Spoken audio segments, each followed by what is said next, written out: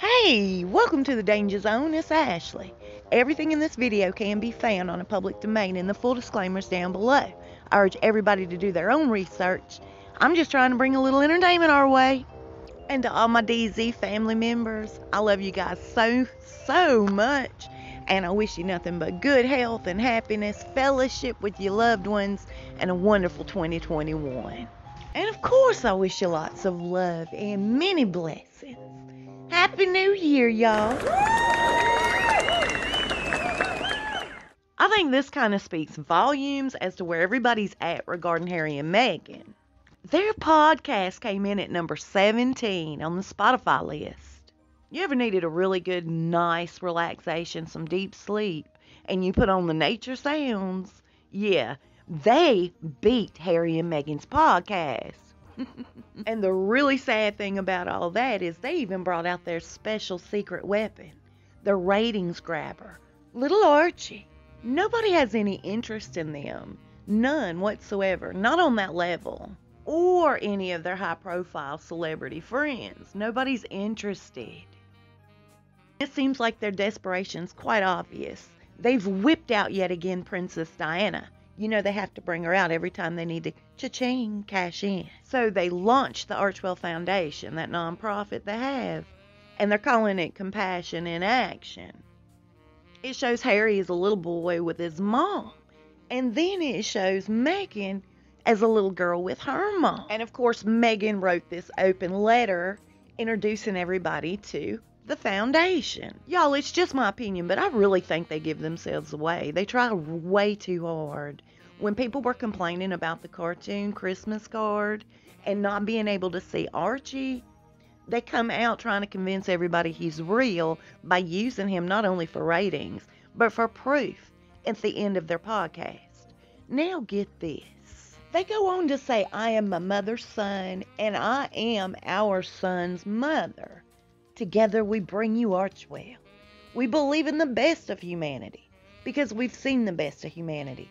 We've never experienced compassion and kindness from our mothers and strangers alike. In the face of fear, struggle, and pain, it can be easy to lose sight of this. Together, we can choose courage, healing, and connection. Together, we can choose to put compassion in action. We invite you to join us as we work to build a better world, one act of compassion at a time. If you have to reread that a few times, go ahead. It'll never make sense. I love my boys, you guys. I mean, if you mess with one of my kids, I make people that are locked up for life in insane asylums look totally normal. If you mess with my kids, that's how much I just love them. I can't help it. So I know you love yours the same way.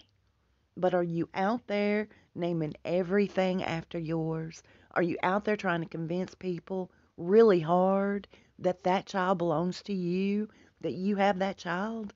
It doesn't make sense. It's weird. It feels completely unnatural to me. It just does. I feel like when people work that hard at trying to convince others, you have to question it. You know, the open letter was also a very big slap in not only her dad's face, but Harry's also. I just don't think he's bright enough to catch on. I really don't care if she plastered Diana or Doria's picture up there. At the end of the day, it was all about me again. She deliberately left her dad, and she deliberately left Harry out of that letter. It was all about her. And I guess one could argue, hey, she didn't include Charles either. But we all know how she feels about Daddy Chuck, don't we?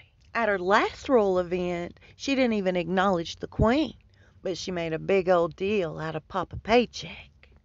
Speaking of royal events, they're saying that the Queen plans on telling Harry and Meghan, your wings are clipped. In other words, if Harry and Meghan decide they don't want to ever go back to another royal event, she wants them to know that's not necessary. They said that she's not going to ban Harry from these royal events.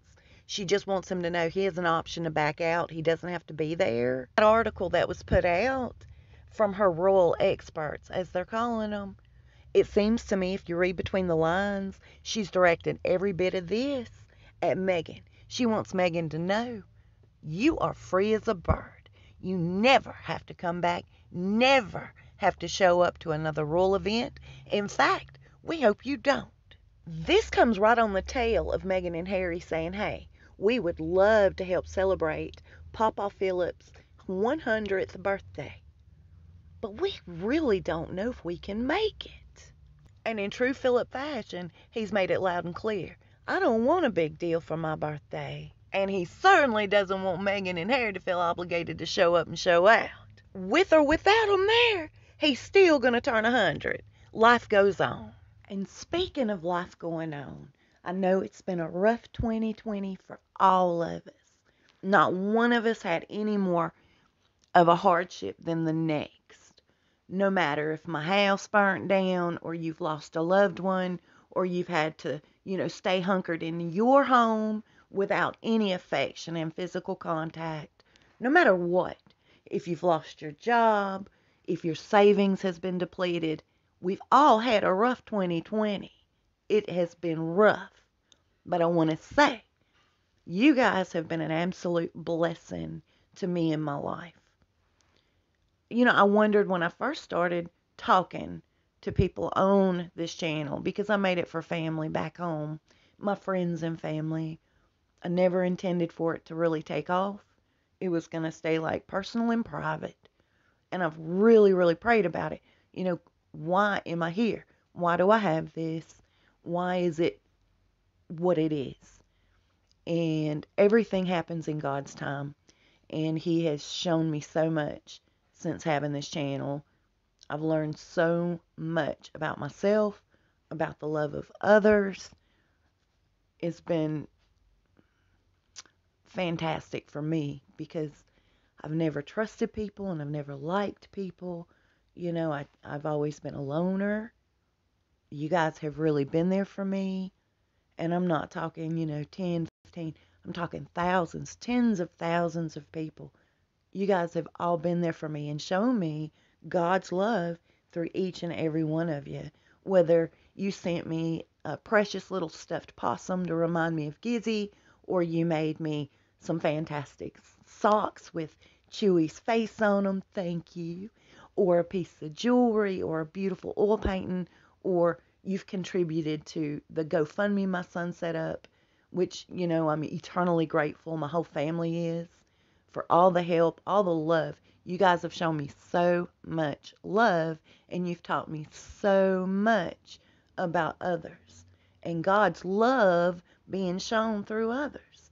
So, I'm just going to tell you, as much as I love talking about Meghan and Harry, it's not really why I'm here. I love our fellowship together. I love our interaction. Y'all brighten my day. You cheer me up. You take my mind off of things.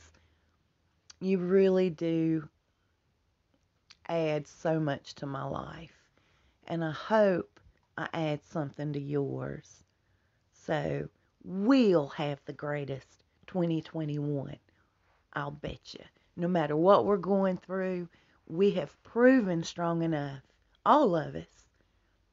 There's nothing we can't budge through. So we'll stay connected, stay together, and keep loving each other, and keep being kind to one another. And maybe we'll talk about something else from time to time. But I just love the fact that we're here and we're together. You guys, I never want you to feel like you're alone or unappreciated or not cared for. I might never meet you in the flesh, but that doesn't mean I don't love you, I don't care for you, and you're not a blessing in my life, because you're all of those things and then some. So thank you for helping me get through one of the hardest and most difficult times of my life. This has been a rough year on all of us. Happy New Year, y'all. I'll see you soon and we'll talk fast. Y'all stay safe and be blessed.